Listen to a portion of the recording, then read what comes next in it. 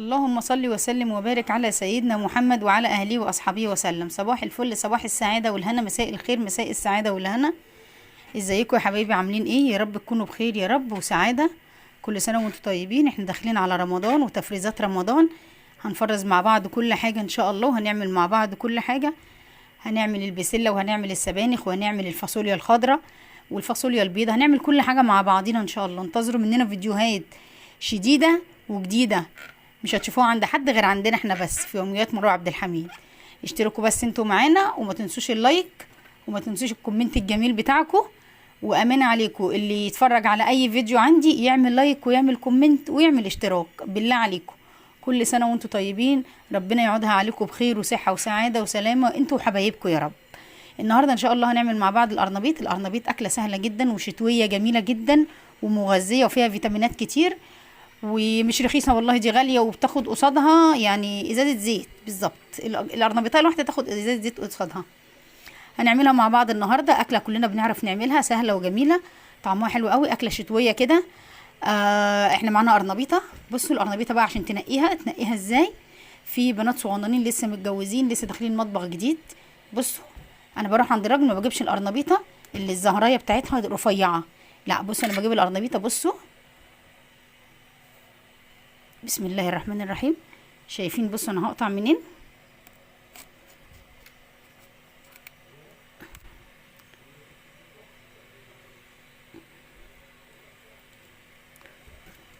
افرخها كده من بعضها زي الكرنبايه، بس انا مش عايزاها افتفتها.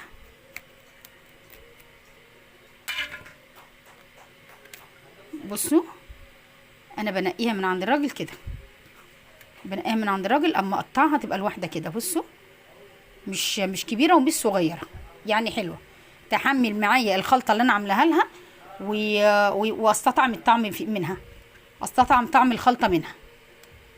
اكمل بقيه تقطيعها.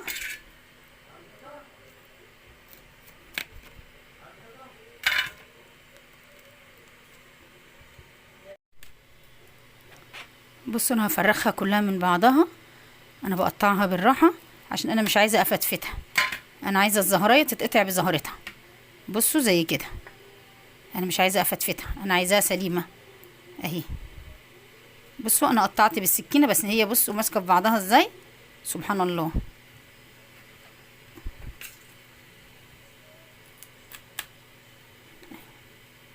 بصوا بتبقى فكت من هنا خالص، بس بصوا من هنا ماسكه في بعضها ازاي. عشان ما اطولش عليكم الفيديو انا هفرخها كلها من بعضها كده واكملها عشان اوريكم الخلطه هنعملها مع بعض ازاي. خليكم معايا. بصوا انا حطيت ميه على النار تغلي وهسقط فيها القرنبيط. بسم الله الرحمن الرحيم. انا بحط القرنبيط في الميه كده يا جماعه، مش كده، عشان دي بتاخد سوا اكتر من دي.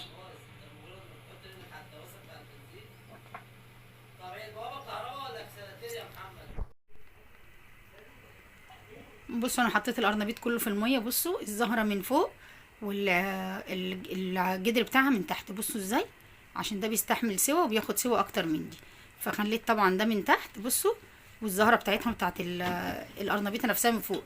القرنبيطه دي ما شاء الله كبيره، فانا مش هعملها كلها، انا هعمل منها على قد ما احنا هناكل، وفي الاخر الباقي هشيله في الفريزر هخزنه. تمام. فانا على طول كده باستمرار الحاجه اللي بعملها وبلاقي منها كتير في كيس في الفريزر، باجي بعد كده في اي وقت الاقيها. يعني ببقى كاني عملت حاجتين في حاجه واحده. فرست مثلا قرنبيط وطبخت قرنبيط. القرنبيط على فكره مش مره واحده بس بيتعمل مقلي، لا، في ناس بتعمله طواجن وناس بتعمله صينيه وناس بتعمله باللحمه المفرومه، بس انا وولادي بصراحه ما بنحبوش الا بالطريقه دي. ما تنسوش الاشتراك واللايك يا جماعه وتفعلوا الجرس بالله عليكم. خليكم معانا، هنسلق القرنبيطه ونرجع لكم تاني. بصوا معانا هنا بقى الخلطه بتاعت القرنبيط ايه.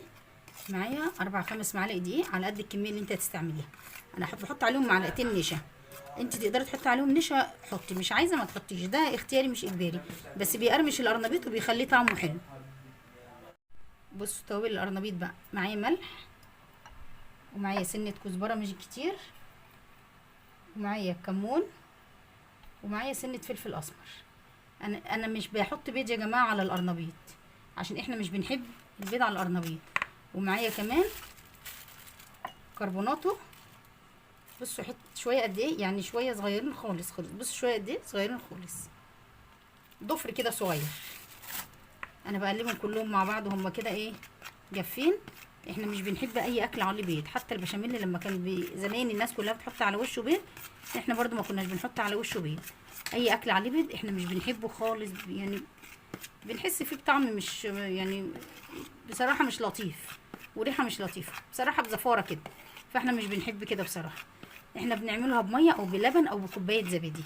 ما عنديش زبادي او ما عنديش لبن، بعملها بميه عادي خالص، مش مكلفه وما فيهاش اي حاجه. معايا كمان نص ربطه بقدونس. بصوا مش كبيره، يعني ربطه صغيره.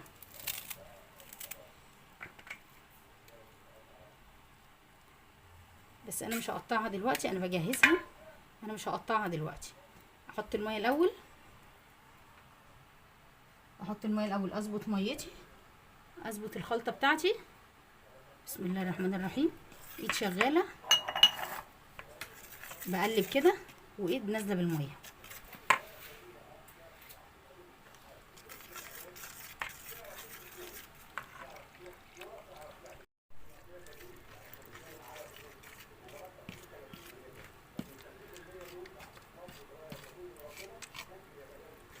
بصوا انا بعمل خلطه مش خفيفه، خلطه عامله زي عجينه الكيكه تقريبا، عشان تحمل معايا في القرنبيطه، بس ما يبقاش فيها اي تكتلات خالص. بفضل اضرب فيها في الشوكه كده. ممكن نضربها في الخلاط عشان اضمن نتيجه كويسه وسريعه. ممكن اضربها بالشوكه كده عادي، زيها زي عجينه الكيكه، ميه ودقيق ونشا وتوابل. عايزه احط لبن احط، عايزه احط بيض احط، ليكوا حريه الاختيار. بس انا يعني اقتصاد، والمتوفر عندك اعمليه. عندك كوبايه زبادي، عندك معلقتين قشطه، عندك شويه لبن، ما عندكيش اهو هتشتغل، مفيش حاجه هتقف. ليكوا حريه الاختيار في اي حاجه، بس لازم ما يكونش فيه اي تكتلات ولا اي، ما يخرصش منك خالص، عشان ما يبقاش ما تلاقيش دقيق ني جوه القرنبيطه وانت بتقليها. افضل اضرب فيها كده لحد ما تديني النتيجه اللي انا عايزاها، وارجع لكم تاني. خليكم معايا عشان ما اطولش عليكم الفيديو، خليكم معايا. العجينه بتاعتي ما فيهاش اي تكتلات ولا اي حاجه. بصوا ما شاء الله جميله. اقطع بقى عليها شويه البقدونس اللي عندي. انا مش حاطه بقدونس كتير يا جماعه، كام عود. في ناس بتحط كزبره، ناس بتحط بقدونس، وناس بتحط شبت. الشبت بيدي ريحه جميله جدا، بس احنا طول عمرنا اتربينا ان البقدونس هو اللي بيتحط على القرنبيط. طلعنا لقينا اهالينا بيعملوا كده. تقطع رفيع جدا عشان ما يضايقنيش في الاكل.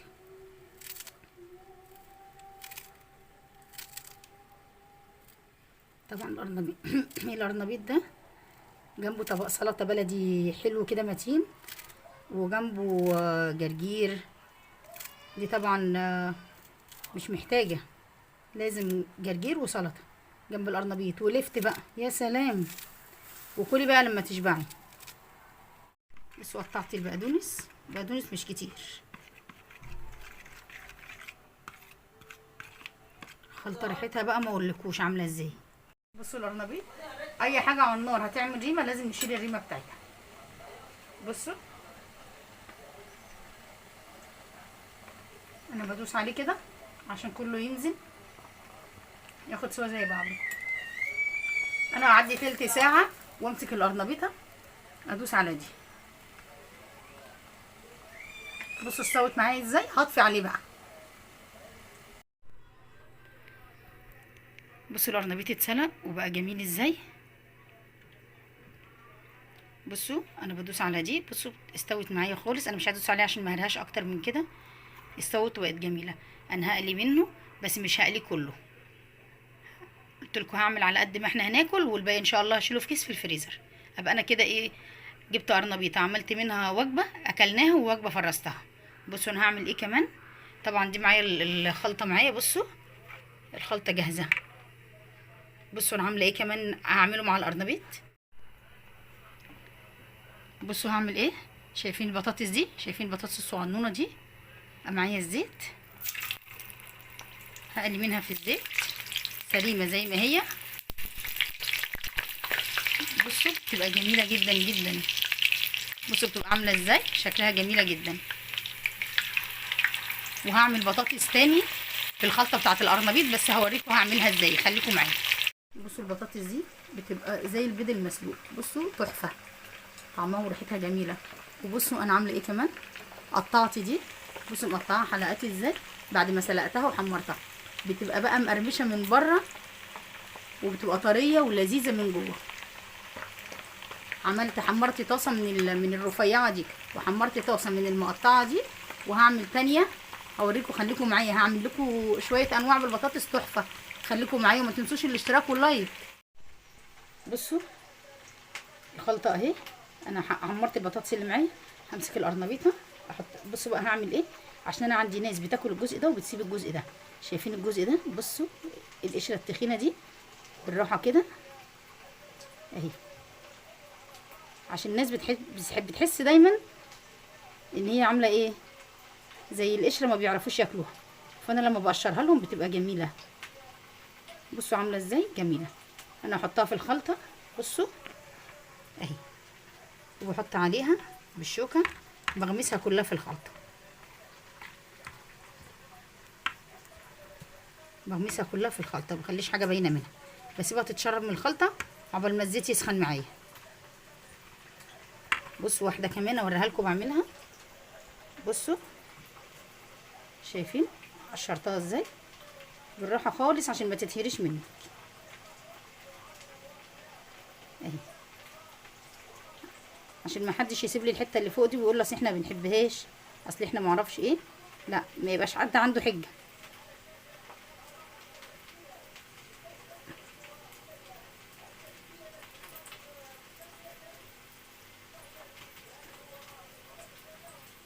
اهي بصوا صافيه خالص اهي. احطها برده في الخلطه واكمل كل الكميه كلها وارجع لكم تاني قبل ما اقلي هوريها لكم. خليكم معايا. بصوا معلش انا هشتغل بايدي عشان انا لازم اغمسها كده. الزيت عندي سخن بس مش مقدوح عشان ما يتحرقش مني، وعشان الخلطه ما تستويش وهو يفضل ني. بصوا بسم الله الرحمن الرحيم، لازم اقلبها كده كويس. على فكره الفتافيت اللي بتقع من القرنبيطه في الاخر بعملها زي عجايه كده، بتبقى تحفه، بتبقى اطعم من القرنبيط نفسه.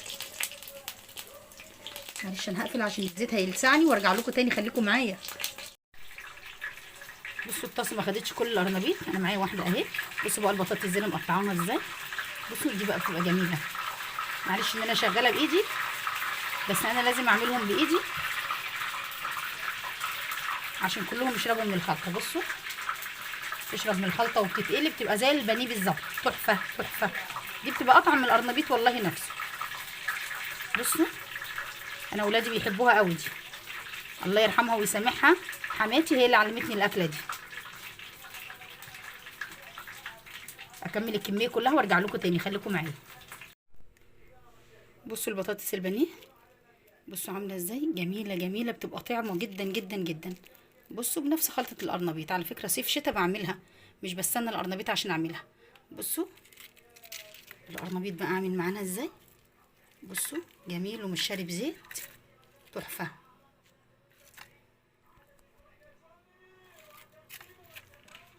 بصوا دي بقى البطاطس اللي انا مقطعاها شرايح، ودي البطاطس السليمه، وطبعا اللفت شيء اساسي، والسلطه.